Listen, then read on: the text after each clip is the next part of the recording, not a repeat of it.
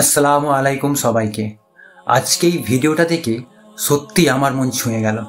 বাংলাদেশের প্রিয় হিরো ও আরজে মুশফিকুর রহমান আর ফারহান ভাই তিনি এখন আছেন পবিত্র কাবা শরীফে।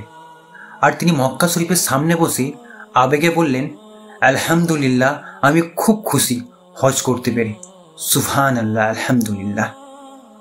আলহামদুলিল্লাহ, জীবনে প্রথমবার আমার আসা কাবা শরীফের সামনে, প্রথমবার ঢুকে প্রথমবারে হাজরে আসওয়াদ মানে কালো পাথর যেটাতে চুমু দেওয়াটা আসলে ভাগ্যের চেয়েও ভাগ্যের ব্যাপার, সেটি বুঝতে পারলাম। চুমু দিয়ে মাত্র আসলাম। আল্লাহর কাছে লাখ লাখ শুকরিয়া। জীবনে আর বড় কোনো চাওয়া নাই, পাওয়া নাই, কিচ্ছু নাই। আলহামদুলিল্লাহ, শুকরিয়া। আল্লাহ তাআলা সবাই দোয়া কবুল করুক, সবাইকে নিয়ে আসুক। সুবহানাল্লাহ, একজন তারকার এমন আবেগপূর্ণ কথাগুলি সত্যি অনেক অনুপ্রেরণা যোগায়। সুবহানাল্লাহ। আল্লাহ পাক আমাদের সকলকে হজ করার তৌফিক দান করুন। আমিন।